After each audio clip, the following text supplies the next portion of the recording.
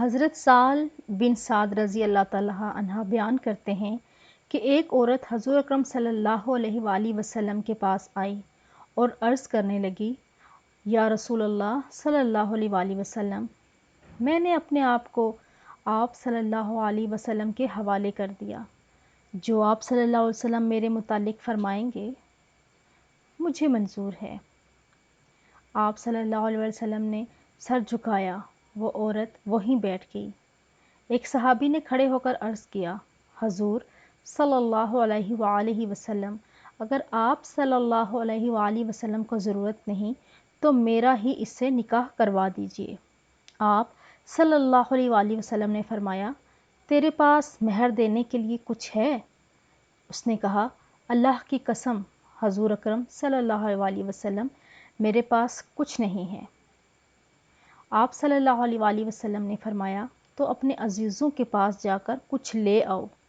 وہ گیا اور واپس آ کر کہنے لگا، اللہ کی قسم یا رسول اللہ صلی اللہ علیہ وآلہ وسلم، مجھے کوئی چیز نہیں ملی۔ آپ صلی اللہ علیہ وسلم نے فرمایا، جاؤ، اگرچہ لوہے کی ایک انگوٹھی ہی مل جائے وہی لے آؤ۔ وہ گیا اور پھر لوٹ کر آیا، کہنے لگا، اللہ کی قسم حضور اکرم صلی اللہ علیہ وآلہ وسلم، لوہے کی ایک انگوٹھی بھی نہیں ہے، البتہ میری یہ لنگی حاضر ہے، چادر بھی نہیں، آدھی لنگی اس کو دے دوں گا۔ آپ صلی اللہ علیہ وآلہ وسلم نے فرمایا، بھلا اس لنگی سے کیا ہو سکتا ہے؟ اگر تو پہننے لگا تو عورت پر کچھ نہیں رہے گا، اور اگر عورت لے گی تو تیرے پاس کچھ نہیں رہے گا۔ یہ سن کر وہ صحابی مایوس ہو کر بیٹھ گئے۔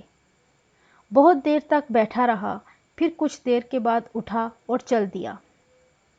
آپ صلی اللہ علیہ وآلہ وسلم نے دیکھا وہ پیٹھ موڑ کر چل دیا تو فرمایا، اس کو بلاؤ۔ وہ بلایا گیا۔ جب حاضر ہوا تو آپ صلی اللہ علیہ وآلہ وسلم نے فرمایا، تمہیں قرآن کی کون کون سی صورتیں یاد ہیں؟ اس نے عرض کیا، حضور اکرم صلی اللہ علیہ وآلہ وسلم، فلاں بھی اور فلاں بھی۔ اب شروع ہوئے اور صورتوں کے نام ایک ایک کر کے گنوانے لگے۔ آپ صلی اللہ علیہ وسلم نے فرمایا، جا، اس قرآن کے بدلے میں نے اس کا نکاح تیرے ساتھ کر دیا، جا اور جا کر اس کو قرآن سکھا دینا۔